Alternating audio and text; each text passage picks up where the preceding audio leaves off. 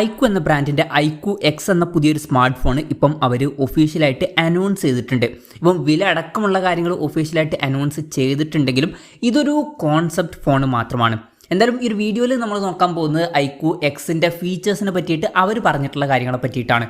എന്തായാലും ആദ്യം നമ്മൾ ഡിസ്പ്ലേയുടെ കാര്യം നോക്കുകയാണെന്നുണ്ടെങ്കിൽ 7 ഇഞ്ചിൻ്റെ 2K+ ഡിസ്പ്ലേ ആണ് ഇതിൽ വരുന്നത്. OLED പാനലാണ് വരുന്നത്. പിന്നെ LTPO 6.0യുടെ സപ്പോർട്ടൊക്കെ വരുന്നുണ്ട്. പിന്നെ അണ്ടർ ഡിസ്പ്ലേ സെൽഫി ക്യാമറയുമായിട്ടായിരിക്കും ഈ ഒരു സ്മാർട്ട് ഫോൺ വരിക. അതായത് സെൽഫി ക്യാമറ സ്ക്രീനിൻ്റെ ഉള്ളിലായിട്ടായിരിക്കും വരിക. പിന്നെ വളരെ കൂടിയ 240 ഹെർട്സിൻ്റെ റിഫ്രഷ് റേറ്റ് സപ്പോർട്ട് ചെയ്യും.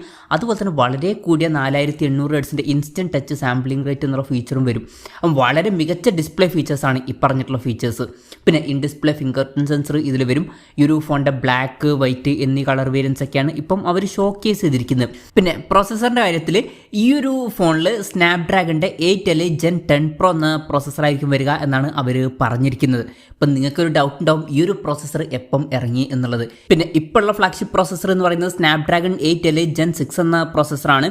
അപ്പം ഈ ഒരു 7ഉം 8ഉം 9ഉം ഒക്കെ എവിടെ പോയി എന്നുള്ളൊരു ഡൗട്ടും കൂടി ഉണ്ടാവും. ഇത് സംഭവം എന്താണെന്ന് വെച്ചാൽ ഇതൊരു കോൺസെപ്റ്റ് ഫോണാണ്. അവർ ഒഫീഷ്യലായിട്ട് ഇങ്ങനൊരു ഫോൺ ഇറക്കിയിട്ടില്ല. പക്ഷേ ഭാവിയിൽ ഇങ്ങനെ ഫീച്ചേഴ്സുമായിട്ട് വരുന്ന ഒരു ഫോൺ വന്നേക്കാം എന്നുള്ള രീതിയിലാണ് അവർ ഈ ഒരു ഫോൺ ഇപ്പോൾ അനൗൺസ് ചെയ്തിരിക്കുന്നത്. പിന്നെ 5G സപ്പോർട്ടും കാര്യങ്ങളൊക്കെ ഇതിൽ വരും. ഈ ഒരു ഫോണിൻ്റെ ബേസ് വേരിയൻറ്റിൽ 12 GB റാമും 512 GB ഇൻറ്റേർണലും ആയിരിക്കും വരിക. അപ്പം അതിൻ്റെയൊക്കെ വില അവർ ഒഫീഷ്യലായിട്ട് തന്നെ അനൗൺസ് ചെയ്തിട്ടുണ്ട്. പിന്നെ 16 GB റാമും 512 GB ഇൻറ്റേർണലുമായിട്ട് വരുന്ന വെർഷനും 16 GB റാമും 1 TB ഇൻറ്റേർണലുമായിട്ട് വരുന്ന വെർഷനും 24 GB റാമും 1 TB ഇൻറ്റേർണലുമായിട്ട് വരുന്ന വെർഷനും വരുന്നതായിരിക്കും. പിന്നെ അവരുടെ തന്നെ QX eSport ചിപ്പ് സെപ്പറേറ്റ് ഇതിൽ വരുന്നതായിരിക്കും. അപ്പോൾ ഗെയിമിംഗ് പെർഫോമൻസ് ഒക്കെ ഒന്നും കൂടി ബെറ്റർ ആവേണ്ടതാണ്.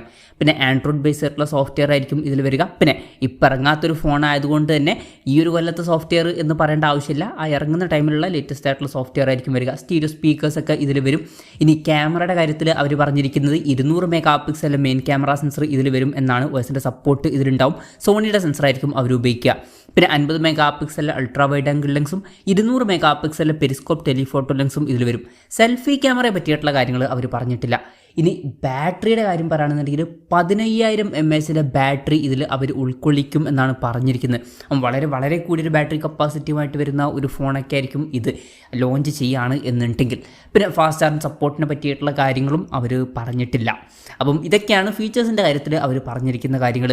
ഇനി വിലയുടെ കാര്യം പറയുകയാണെന്നുണ്ടെങ്കിൽ ചൈനീസ് മാർക്കറ്റിൽ ഈ ഫോണിൻ്റെ വില 6999 യുവാൻ ആയിരിക്കുമെന്നാണ് അവർ ഒഫീഷ്യലായിട്ട് കൺഫേം ചെയ്തിരിക്കുന്നത്.